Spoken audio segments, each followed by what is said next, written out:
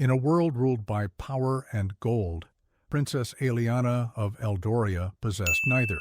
She was presented before the great kingdoms not as an esteemed bride, but as a final desperate offering from a failing land. In the center of the grand hall, under the gaze of 1,000 judging eyes, she was publicly shamed, mocked for her simple gown, her humble dowry, and her quiet dignity. She was deemed worthless. Her spirit was about to shatter. She was the rejected one, the bride no one wanted, destined for a life of disgrace. But then from the highest throne, the one man no one expected moved, King Theron, the silent king. A powerful, brooding ruler who hadn't spoken a single word in 10 years. He walked past the wealthy, dazzling princesses. He ignored the gasps from the shocked assembly. He walked directly to her. She was the bride no one wanted, until the silent king draped his royal cloak over her shoulders, raised his hand and claimed her as his own. His silence had been a wall of ice for a decade, but with one protective gesture he had just started a fire.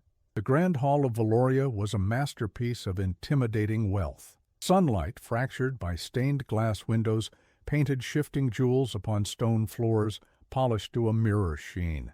The air was thick with the scent of expensive perfumes and beeswax, and the low hum of conversation from the assembled nobility was a language of its own, a dialect of power, privilege, and predatory judgment. In the center of it all, on a raised dais of cold, unforgiving marble, stood Princess Aeliana of Eldoria. She felt less like a princess and more like a statue, placed there for appraisal. Her simple dark green dress, the finest her struggling kingdom could provide, seemed to absorb the light rather than reflect it. It was a stark island of forest and shadow in an ocean of shimmering silks and glittering gold. Her hands, hidden in the folds of her skirt, were clenched so tightly that her knuckles were white. She kept her eyes fixed on a faded tapestry across the hall, a depiction of an ancient battle where a lone knight stood against a serpent. She focused on the knight's unyielding posture, drawing a sliver of strength from the woven threads. To look at the crowd was to drown. The host of the Sunning of the Brides, Lord Valerius, circled the dais. He was a man sculpted from arrogance, his smile a sharp, polished weapon. He tapped a manicured finger on a scroll he held, the sound echoing unnaturally in the brief lulls of conversation. And now, his voice boomed, slick with false ceremony, we come to our final offering of the day, the Princess Aeliana of the esteemed Kingdom of Eldoria. A wave of polite yet dismissive tittering passed through the crowd. Eldoria was known for its jagged mountains and stubborn people, but little else. Its treasury was as barren as its winter landscapes. Valerius smiled wider, savoring the reaction. A kingdom of profound character, he continued, his tone dripping with condescension, known for its hardy goats and its inspiringly resilient moss. More laughter, this time less restrained. Aeliana felt a hot flush of shame creep up her neck. She did not flinch. She would not give him the satisfaction. She thought of her father, his face etched with worry as he sent her away, his hope a fragile candle against a storm. She had to be strong for him. The princess brings with her a dowry of immense sentimental value, Valerius announced, unrolling the scroll with a flourish. He squinted at it dramatically. 100 acres of pristine, untouched rock and a lifetime supply of fresh mountain air. A truly priceless commodity, I'm sure you'll all agree. A lord in the front row guffawed loudly. Aeliana's breath hitched, but she forced it back down, her gaze locked on the tapestry knight. His painted face was impassive, eternal. She tried to make her own the same. Valerius stepped closer to her now, circling her like a wolf. He gestured to her simple dress and her trousseau, a testament to the minimalist elegance of her people. It speaks of a spirit unburdened by the vulgarities of, say, color or embroidery or any discernible sign of wealth whatsoever. His gaze swept over her, lingering for a moment on her face. A simple beauty for a simple land. a quiet girl who will surely not trouble her new husband with many opinions or desires. A blank slate, one might say. A very, very blank slate. The cruelty was no longer veiled. It was raw and public, a spectacle for the bored and powerful. Aeliana could feel hundreds of eyes on her, dissecting her, dismissing her. Each whispered comment was a small stone being thrown, and she was weathering the hailstorm with nothing but the thin armor of her pride. Finally, Valerius stopped his circling and faced the crowd, a look of theatrical pity on his face. Alas, he sighed, his voice carrying to every corner of the hall, while her spirit is no doubt as sturdy as her. Kingdom's mountains, we are here to forge alliances of substance. We are here to build empires. He turned his back on her, a gesture of ultimate dismissal. It is with a heavy heart that I must declare the offering insufficient. Princess Aeliana of Eldoria is released from consideration. The words hung in the air, each one a hammer blow against her heart. Released, rejected, insufficient. She was no longer a princess. She was just a girl, standing alone in a room full of enemies. Her worth, officially declared as nothing. Two guards, their faces impassive, began to walk toward the dais. Their heavy footsteps on the marble floor were the only sound in the suddenly silent hall. This was the final humiliation, the walk of shame, to be escorted out like a common trespasser. Aeliana finally lowered her gaze from the tapestry. She saw it all now, the smirking faces, the looks of pity that stung more than the scorn, the utter finality of her failure. Her future, once a thin thread of hope, had just been severed. There was nothing left but a black, empty void. As the guards reached the base of the platform, she took a single, shuddering breath, believing her life was truly over. The guards' boots clicked on the marble, a slow, funereal rhythm, marking the end of her world. Aeliana squeezed her eyes shut for a brief second, bracing for the humiliation of being led away. She had failed her kingdom. She had failed her father. This cold, echoing silence was her judgment. But then the quality of the silence changed. It was no longer the quiet of scornful observation. It became a thick, heavy stillness, charged with disbelief. The guard's footsteps halted. A collective gasp, sharp and sudden, cut through the hall. Aeliana's eyes fluttered open. The guards were frozen, their gazes fixed not on her, but on something behind her, something in the highest echelons of the assembled royalty. The sea of nobles seemed to part, every face turned toward the grandest throne, the one seated in shadow, the throne of Etheria. Slowly, a figure rose from it. It was King Theron, the silent king, a man more myth than monarch, who ruled the most powerful northern kingdom with an iron will and a closed mouth.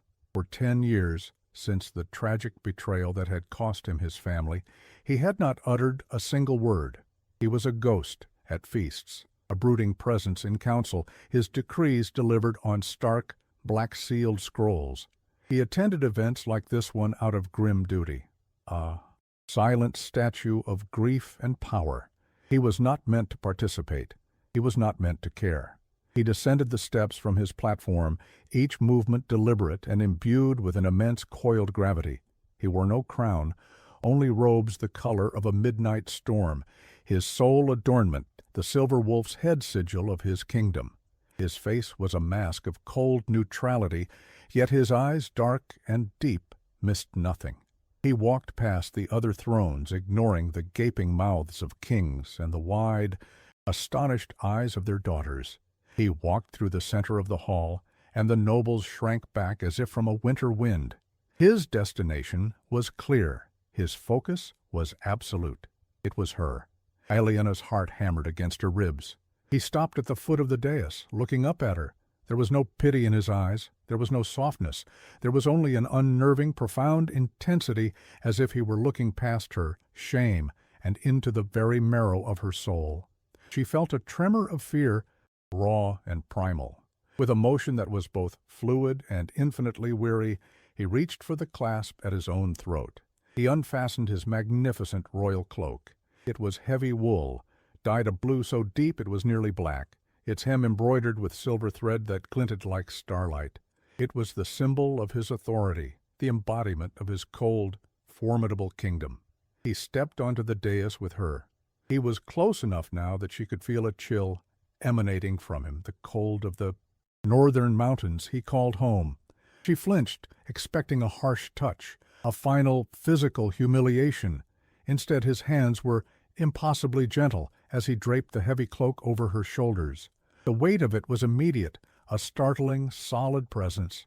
It swallowed her simple dress, its warmth seeping through her thin sleeves, chasing away the bone-deep chill of her shame. It smelled faintly of pine and snow and cold iron. It smelled of power. She looked up at him, her mind a whirlwind of confusion. His face was still a stoic mask, but his eyes held hers for a single, charged second. Then he turned to face the stunned assembly. He did not speak. He did not need to. He simply raised his right hand, palm open, a clear and final gesture of claim. It was an act more powerful than any decree, more binding than any shouted words. It cut through the legalistic pronouncements of Lord Valerius and shattered them into dust. For a moment the hall was utterly, profoundly silent. Then chaos erupted. 100 whispers exploded into a roar of conversation. Lord Valerius's face, which had been a portrait of smug satisfaction, was now a twisted canvas of purple rage and disbelief. He opened his mouth, but no sound came out. He had been silenced. A single act of courage can redirect a river of fate. It can prove that dignity is a treasure worth more than gold, and that true strength is often found not in a loud voice, but in a resolute heart. If you believe one person's defiance can illuminate the darkest injustice, show your support, and let this story be heard. King Theron lowered his arm and turned back to Aeliana. She stood frozen, clutching the heavy blue cloak around her, as if it were the only solid thing in a world that had just been turned upside down. He looked at her and then extended his arm, offering her his elbow. It was a formal, correct gesture, the kind a king offers his queen. Numbly she placed her hand on his arm. His muscles were rigid beneath the fine fabric of his sleeve. He gave a slight, almost imperceptible nod. Together they walked down from the dais, leaving her disgrace behind them on the cold marble. He led her through the parting sea of nobles, his silence their shield, his presence their chariot. Her past was a ruin of shame behind her. Her future was a fortress of silence before her. As they passed through the great doors of the hall and into the unknown, Aeliana could only wonder what fate awaited her in the court of a king, who would defy the world for her, but would never, ever tell her why. The journey to the kingdom of Etheria was conducted in a state of ringing silence. Aeliana sat across from King Theron in the royal carriage, the rhythmic drumming of the horses' hooves and the creak of the leather harnesses the only sounds between them. He had not looked at her once since they had left the great hall, his gaze fixed on the passing landscape of rolling hills that slowly sharpened into jagged, formidable mountains. He was a statue carved from granite and grief, and she was the strange relic he had inexplicably chosen to acquire. She kept his heavy cloak wrapped around her, a borrowed shield against the unspoken questions that filled the air between them. When they finally arrived at his fortress, it was as if the mountains themselves had given birth to it.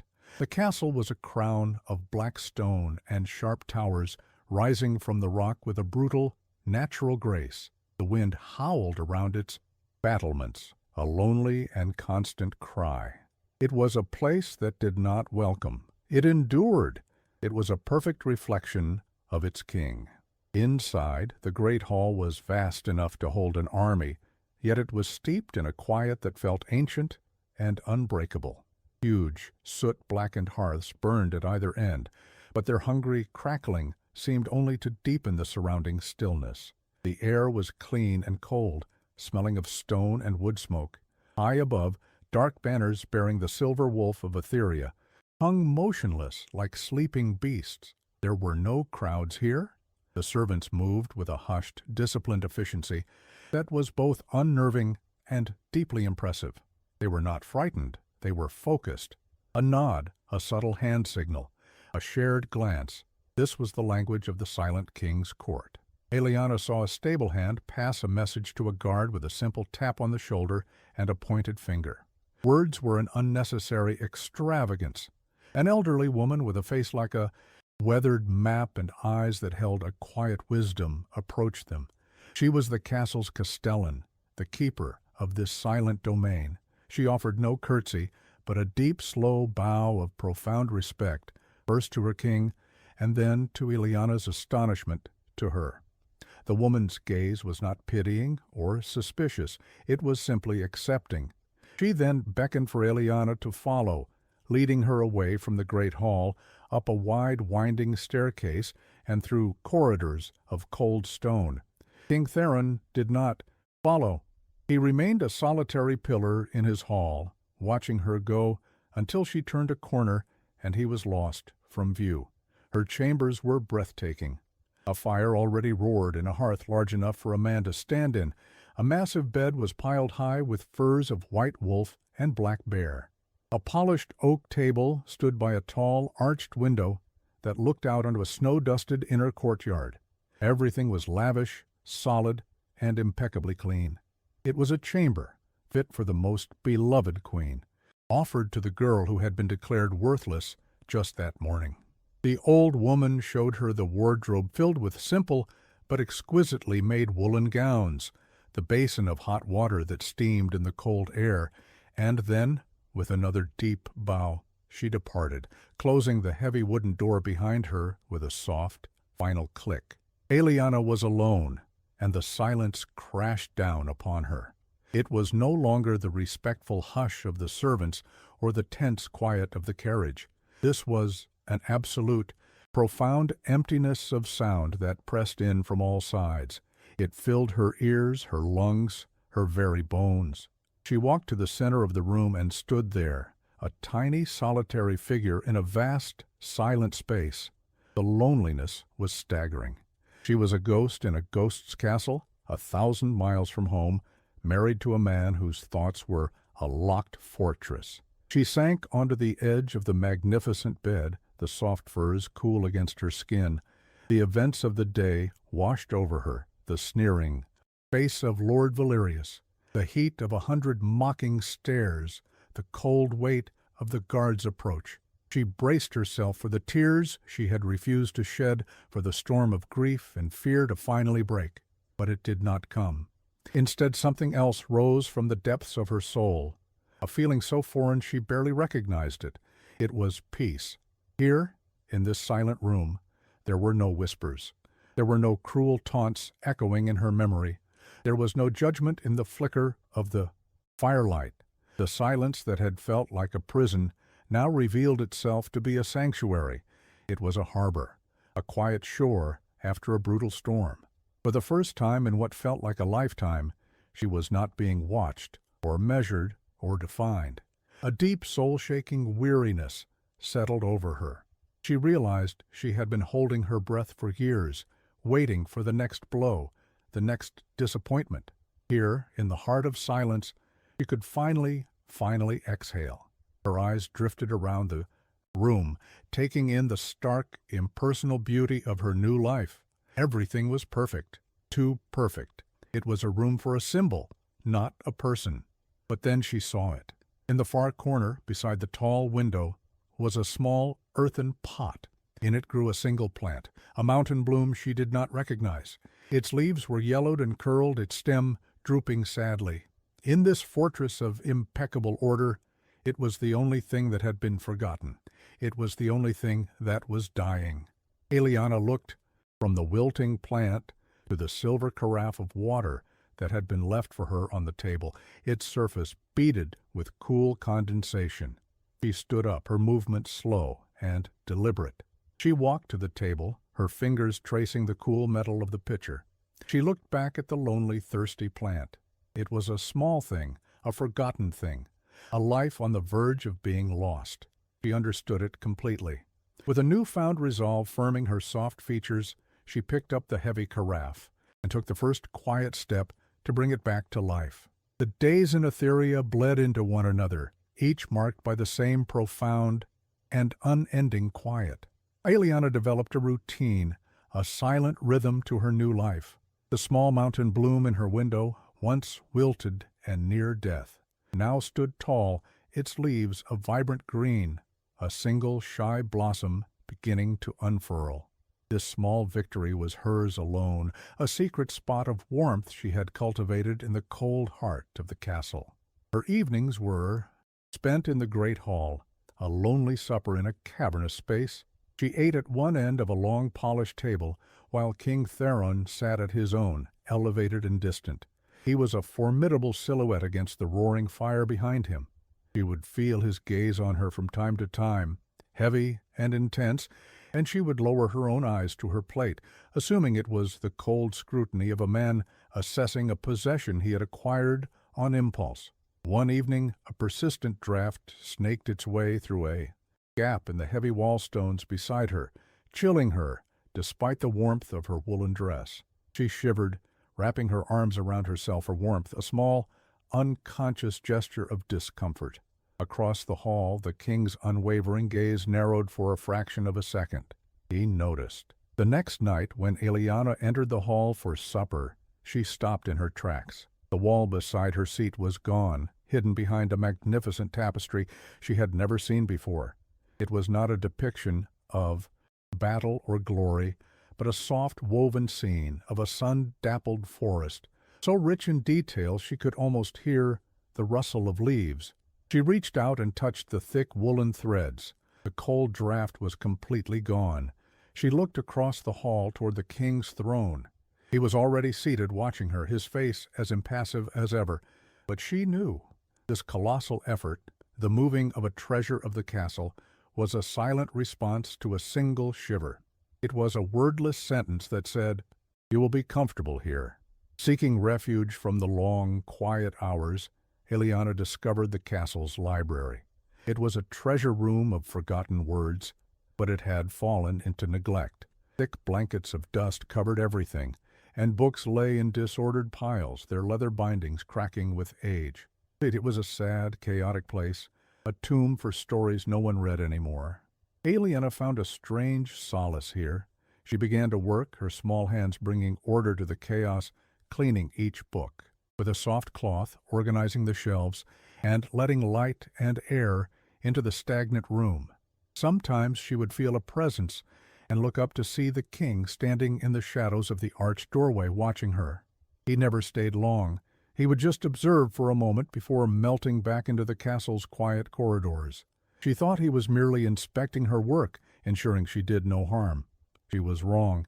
He was watching how she handled the books, with a reverence and care that seemed alien in his world of stone and steel. He saw a woman who did not fear words, but cherished them. One afternoon, she arrived at the library to find a book lying open on the table she had claimed as her own. It was not one she had been working on. Its pages were filled with delicate hand-painted illustrations of wildflowers and herbs. Her breath caught in her throat. It was an herbalist's guide to the flora of Eldoria, her Eldoria, a piece of her home, a memory of the mountain meadows she had left behind. He was telling her that he saw not just the rejected princess, but the woman she had been, the land that had shaped her. For the first time since her arrival, tears welled in Aeliana's eyes, not of shame or loneliness, but of a startling, painful gratitude. The trauma of the auction still clawed at her in the dark. Nightmares would ambush her, replaying Valerius's sneering voice, the feeling of 1,000 eyes stripping her bare. She would wake with a gasp, her heart a frantic drum. Against her ribs. One night the terror was so vivid she cried out, the sound swallowed almost immediately by the thick stone walls, but not entirely.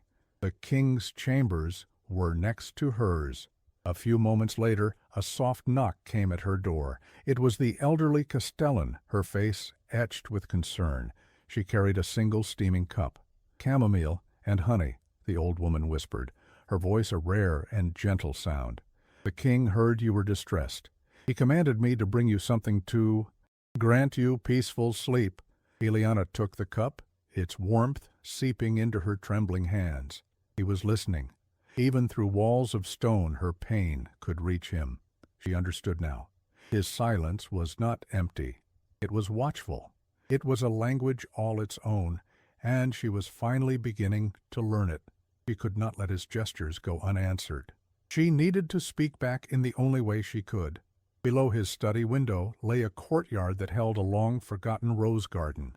It was a tangled mess of thorns and weeds, but beneath the neglect she saw the promise of life. Every afternoon she began to work there, clearing the suffocating weeds, carefully pruning the ancient woody stems.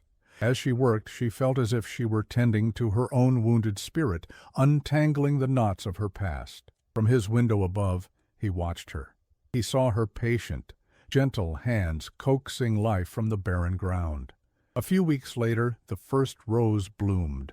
It was a perfect, creamy white, its petals soft as velvet. The next morning, Aeliana cut that single rose and gave it to the castellan, who wordlessly took it and disappeared toward the king's study. A new ritual began. Every morning a single white rose would appear on his desk. It was her reply. It was her voice in their silent dialogue. It said, "I am here, I am healing, and I see you too." One day, as she was leaving the library, her arms full of books, he was walking down the corridor from his study. They were destined to meet. She stopped, her heart leaping into her throat, expecting him to pass by with his usual, distant formality. But he stopped too, just a few feet away from her. For a long, breathless moment, there was nothing but the space between them.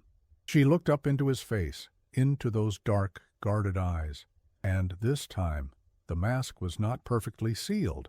She saw past the cold authority, beyond the deep, abiding sadness. For a fleeting second she saw a flicker of something else, a profound, aching loneliness that she recognized, for it lived inside her, too. It was a moment of pure, unguarded connection, a silent admission of a shared wound. Then, as quickly as it appeared, it was gone. The impenetrable mask of the king slammed back into place. He gave her a stiff, formal nod, his gaze dropping to the books in her arms, before he turned and continued down the hall, his footsteps echoing away into the silence. Aeliana stood frozen, her heart pounding. The king was not a ghost after all. He was a prisoner, locked inside himself.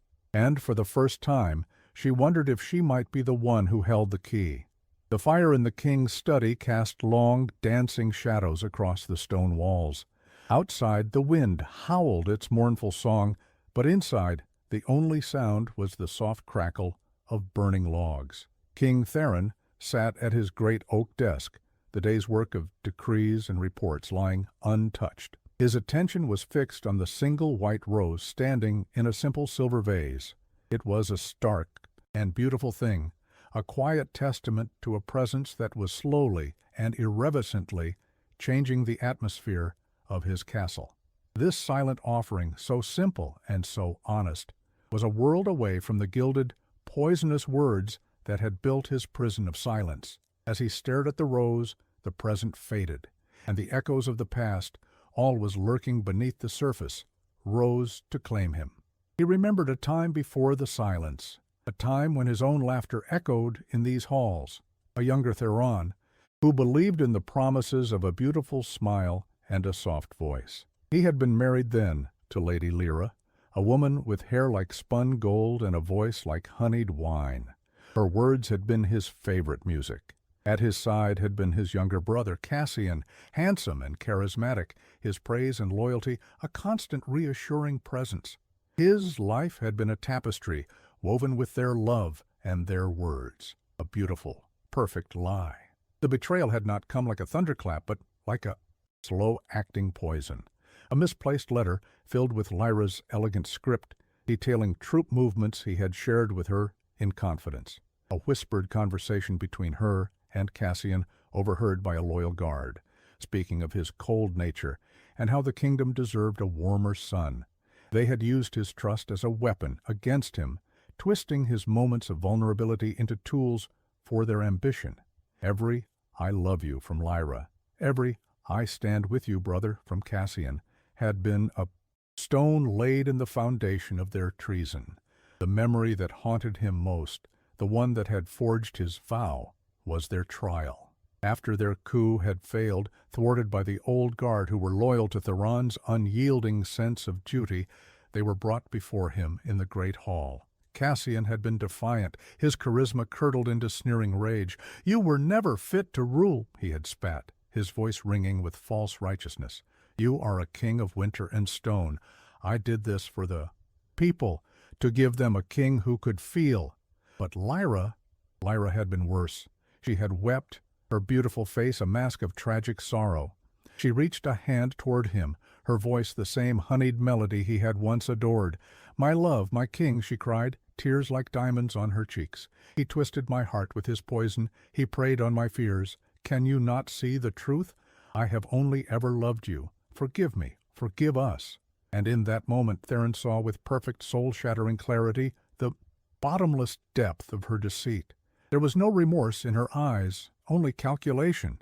Her words, which had once been the pillars of his world, were revealed to be nothing but empty, manipulative sounds. They were tools, decorations, weapons. They meant nothing. The love he thought they shared was a phantom, and his heart, which he had given to her so freely, was a fool's treasure. He did not speak. He simply looked at them, his face turning to the stone it would remain for the next decade, and gave the signal. They were exiled, their names struck from the royal record, their beautiful words banished to the winds of the frozen north. When the hall was empty, Theron stood alone in the silence. He looked at his throne, at the banners, at the trappings of a power secured by bloodshed caused by lies. And there he made his vow. Words were the disease. They were the currency of betrayal. He would no longer trade in them. He would build a fortress of silence so high and so thick that no lie could ever breach its walls again.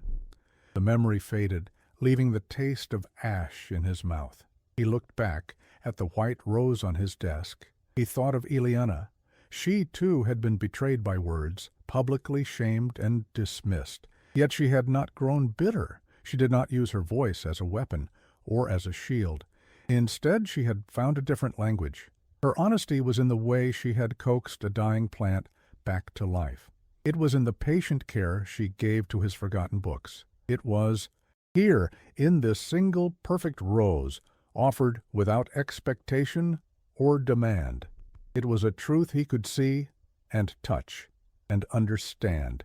He reached out and gently brushed a finger against one of the soft petals. Her quiet presence was a balm on a wound he thought would never heal. But the thought of that healing terrified him. To trust her, to let her silent kindness mend the cracks in his soul, would mean lowering the walls he had spent 10 years building. It would mean making himself vulnerable to the world again. He looked toward the stone wall that separated his chambers from hers, a barrier he had been so grateful for, but which now felt like a prison cell of his own making. Her silent honesty was the cure he never knew he needed. But as he stared at the delicate, trusting rose, he could not help but wonder if, for a heart like his, the cure might be just as dangerous as the poison. Months passed, and the quiet rhythm of the castle became a gentle song of healing.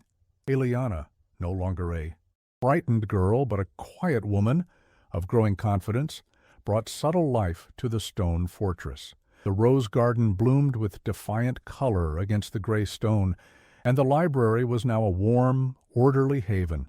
The silent dialogue between her and the king continued, a steady exchange of small kindnesses that had forged a bond of deep, unspoken trust. He was her guardian, she was his light. Their fragile peace felt, in the heart of their silent world, almost unbreakable. But peace is a glass sculpture, and the world is full of stones. The shattering began with the arrival of a delegation from Valoria, led by the one man Aeliana had prayed she would never see again. Lord Valerius strode into the great hall of Etheria as if he owned it. He was a slash of garish crimson and gold in their world of sober blues and grays. His voice, loud and dripping with false charm, was a physical violation of the castle's sacred quiet. The servants flinched. The guards stiffened. It was the sound of a snake slithering into a sanctuary. He offered King Theron an exaggeratedly deep bow, but his cruel, smiling eyes were fixed on Aeliana, who sat on a simple chair beside the throne. "Your Majesty, King Theron," he boomed, before turning his venomous smile on her, "and Queen Aeliana, you look transformed. This northern air suits you. Or perhaps," he added, his voice dropping to a conspiratorial whisper that carried through the hall, "it is the quiet life?" The old shame, cold and familiar, coiled in Aeliana's stomach. She felt the phantom weight of 1,000 judging eyes upon her once more. Theron's hand, resting on the arm of his throne, clenched into a fist. It was the only sign of the silent rage that emanated from him. Under the guise of diplomatic talks, Valerius began his work. He moved through the court like a disease, his words the vector of infection. To a grizzled general he would muse, "The king seems distracted, does he not? So unlike the decisive man of a decade." "Ego." To a visiting merchant he would sigh, "A strange and sudden union. One must wonder what sort of persuasion a penniless princess could offer such a powerful king." The rumors spread like ink in water, whispers of witchcraft, murmurs of a king so lost in grief he had become a puppet, his strings pulled by the silent, watchful queen. Valerius was masterful. He never made a direct accusation. He only asked questions, planting seeds of doubt that he knew would flourish in the fertile ground. Of Theron's mysterious silence. The atmosphere in the castle grew tense. The easy quiet was replaced by a strained stillness, thick with suspicion. The campaign culminated at the farewell feast. After the meal, Lord Valerius rose, a goblet of wine in his hand, a mask of sincere concern on his face. "King Theron, Queen Aeliana," he began, his voice resonating with false gravity, "my time in your magnificent kingdom has been illuminating. I will carry reports of Etheria's strength and stability. Back to my own king," he paused, letting the tension build. "However," he said, his tone shifting, "rumors are a plague upon the courts of men, and whispers about our allies can be as dangerous as invading armies. Concerns have been raised across the realms about the nature of the king's long silence." He looked directly at Aeliana, his eyes glinting with malice. "They say a spell has been cast, that the great wolf of the north has been tamed by a foreign enchantment." He then turned his full attention to Theron, his voice ringing with the challenge, "To quell these fears, to reassure your allies, and silence these dangerous whispers once and for all, we have but one simple request." He leaned forward, his voice a sharp, piercing blade. "Speak to us, King Theron. Address this court. Just one word from your lips would prove your strength, your sovereignty, and your sound mind. One word to prove that you are still the master of your own house." The trap was sprung. The entire hall was frozen in a moment of absolute suffocating silence. It was a perfect weapon, aimed directly at the heart of their shared world. If Theron spoke, he would break the solemn vow that had defined him for a decade, proving he could be manipulated. If he remained silent, he would give credence to every lie Valerius had told, confirming his supposed weakness and endangering his reign.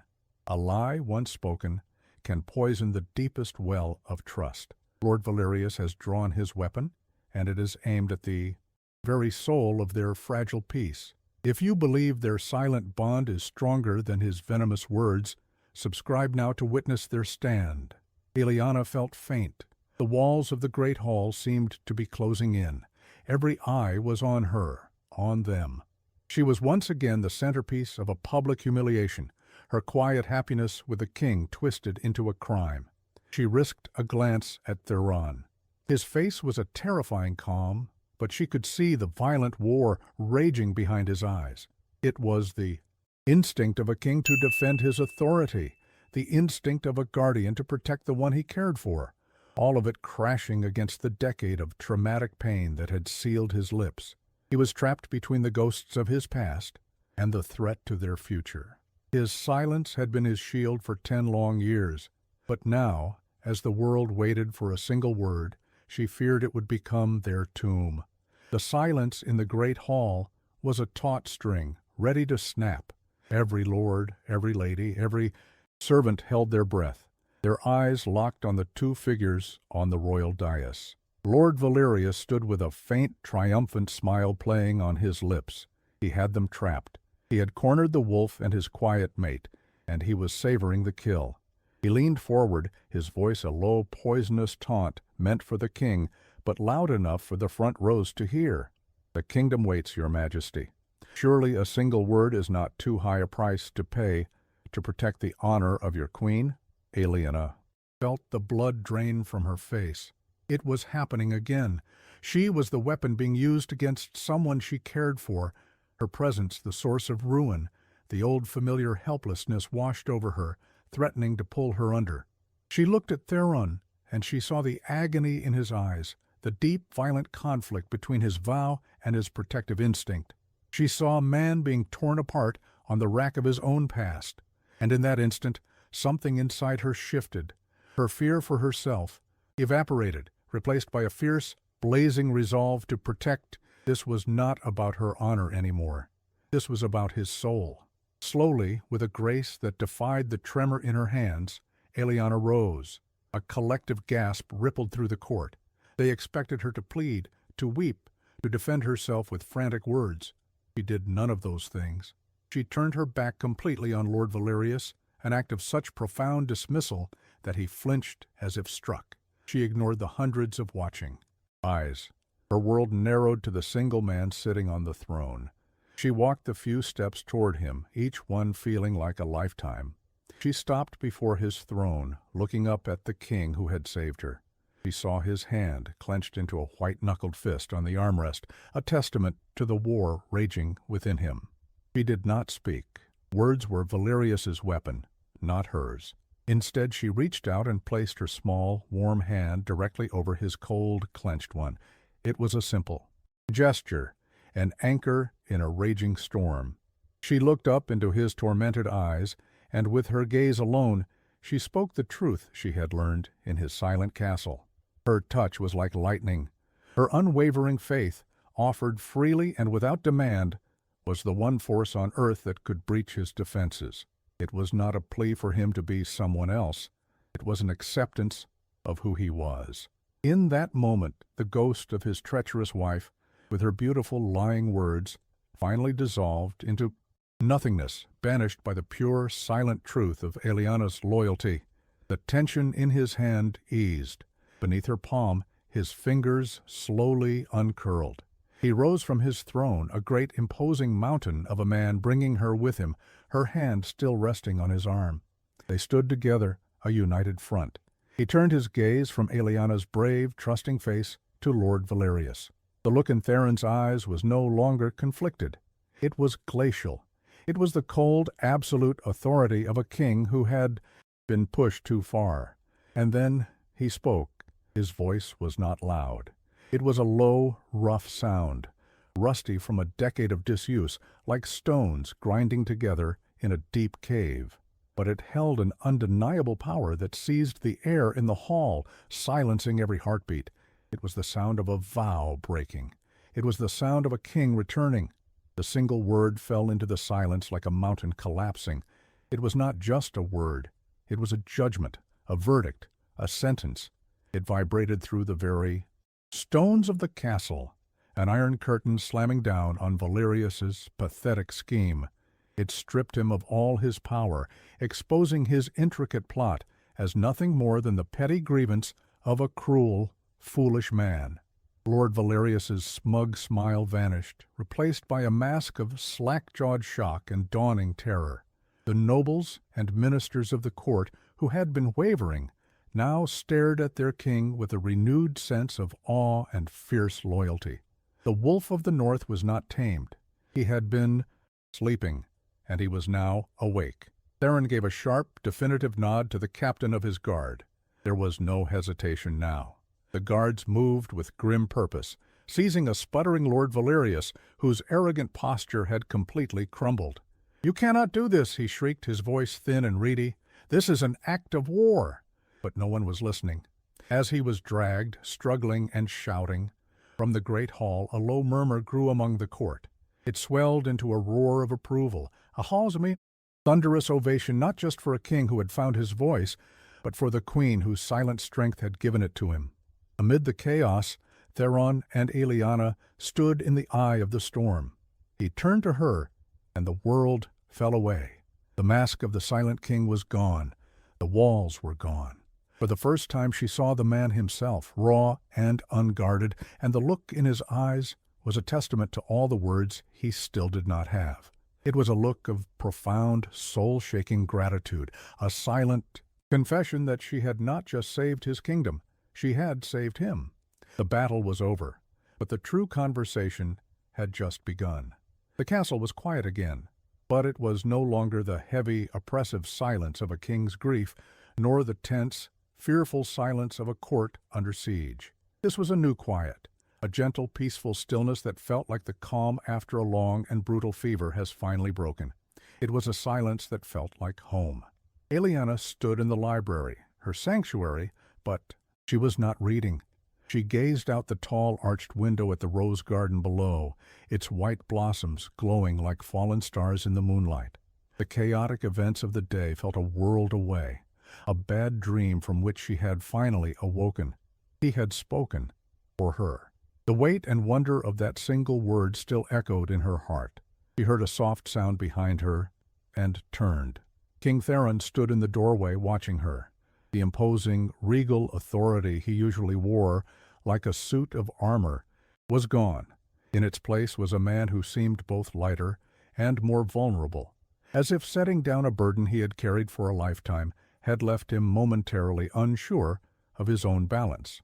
His eyes found hers across the room, and in their depths she saw none of the old shadows, none of the stone-like defenses. She saw only an open, quiet gratitude that made her own heart ache with a beautiful, tender emotion. He walked toward her, his footsteps, usually so heavy and deliberate, now almost silent on the stone floor. He did not stop until he was standing before her, so close she could feel the warmth radiating from him. The air between them was charged with all the things that had been left unsaid, not just for a day, but for months. It was a space filled with shared meals in lonely halls, with tapestries hung against a winter draught, with books left on tables and roses left on desks. It was a space filled with a love that had grown in perfect silence. He did not speak. The single word he had uttered in the great hall had been a weapon to defend their world. This moment required a different language, the one they had built together. Slowly, as if afraid she might vanish, he reached out and took her hand. His touch was not formal or kingly. It was hesitant, reverent. His large calloused fingers gently enveloped hers, a warm and solid presence. He lifted her hand not to his lips for a courtly kiss, but he turned it over so her palm faced upward. He lowered his head and pressed his lips to the very center of her palm. It was not a kiss of passion, but one of absolute devotion. It was a vow, a silent, sacred oath that spoke of fealty far deeper than any subject could give a queen. It was the solemn pledge of a man's soul to its keeper. It told her she was cherished, she was honored, she was the center of his world. A single silent tear traced a path down Aeliana's cheek, but it was a tear of pure, unadulterated joy. He did not release her. Instead, he gently guided her hand to his chest, pressing it flat against the hard muscle and fine fabric directly over his heart. He held it there, his own hand covering hers, letting her feel the strong, steady, vital rhythm of his life beating against her palm. His dark eyes never left hers, and in them she saw everything. The look said. She finally understood. He had not just rescued her from shame. She had rescued him from a prison of his own making. They had, in their own quiet way, saved each other. She leaned into his touch, placing her free hand over his, completing the circle. Her own gaze answered his silent confession with a truth of its own. With a gentleness that defied his great size and strength, he drew her forward into an embrace. It was the first time they had ever touched like this. She rested her head against his chest, her ear just above his heart, listening to its steady, reassuring beat. He wrapped his arms around her, holding her as if she were the most precious thing in his world. They stood locked together in the quiet moonlight of the library, two lonely, broken souls who had finally, against all odds, found their other half. They had found a home not in a castle or a kingdom, but in each other.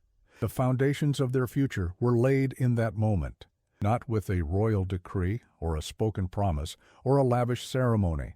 The new era of the kingdom of Etheria was built here in the stillness of a library with the silent, perfect confession of two hearts that now beat as one.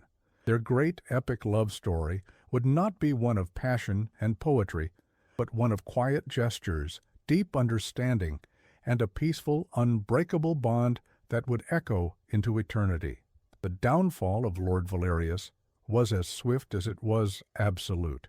Stripped of his titles, his lands confiscated and exiled from his own kingdom, his name became a cautionary tale whispered in the courts he once sought to dominate. His power, built on loud boasts and cruel words, had been undone by a single, quiet syllable from a man he had fatally underestimated. The great schemer's legacy was not one of fear, but of farce. He was remembered only as the fool who tried to shout down a mountain and lost. In Etheria, the years that followed were ones of quiet and profound transformation. The reign of King Theron and Queen Aeliana was not marked by grand conquests or sweeping proclamations, but by a steady, gentle flourishing. The kingdom healed, much like its king. The silence of the court was no longer a reflection of grief, but of thoughtful purpose. King Theron, no longer bound by his tragic vow, would speak when counsel was needed, his voice a calm and steady instrument of justice and wisdom. But he and his queen still shared their own, deeper language, one of knowing glances, shared smiles, and the comfortable, easy silence of two souls perfectly in tune. The story of the Silent King became just that, a story, a legend told to children of a king whose heart was frozen by sorrow, and the gentle queen from a faraway land whose quiet courage thought it. One warm summer afternoon, many years later, the truth of that story was on full display in the royal rose garden. The once neglected tangle of thorns was now a breathtaking sanctuary of life, bursting with white, pink, and crimson blossoms. The air was sweet with their perfume, buzzing with the lazy drone of honeybees. Aeliana sat on a sun-warmed stone bench, a book resting unread in her lap. A soft, serene smile graced her lips as she watched a small boy with dark, serious eyes and her own gentle smile, who was crouched low to the ground, utterly fascinated by a ladybug crawling on a leaf. He was their son, Prince Kael, a perfect fusion of his parents' spirits. A moment later, Theron walked into the garden. The heavy, brooding mantle of the Silent King was long gone, replaced by the easy, confident grace of a man at peace with himself and his world. He sat beside Aeliana on the bench, his presence as natural and comforting to her as the warmth of the sun. His hand found hers, their fingers intertwining in a familiar, unconscious gesture of belonging. For a long while they sat in comfortable silence, watching their son discover the small wonders of his world. This was the pinnacle of their life together, these small, perfect moments of peace, earned through years of trust and devotion. Then Theron leaned closer, his lips brushing against her ear. He whispered something to her, a secret meant for her alone. A playful glimmer sparked in his eyes.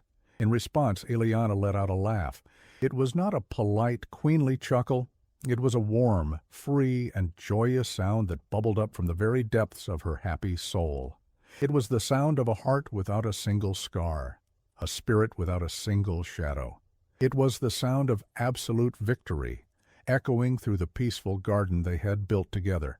A gentle heart can have the strength of steel, and true love can find its voice in the quietest of moments. If this story of healing and devotion has touched your soul, share it with someone who brings peace to your world, and let us know in the comments what true strength means to you. Theron smiled, watching his wife's laughter with an expression of pure adoration. He, Aeliana, and their son sat together as the afternoon sun cast long golden shadows across the garden. They were a family, forged not in fire or glory, but in the gentle, steady light of mutual healing. Their legacy would not be one of great monuments or epic battles, but of a quiet, prosperous kingdom, and the enduring truth that even the deepest wounds can be mended, not by grand pronouncements, but by the patient, unwavering, and silent devotion of a loving heart.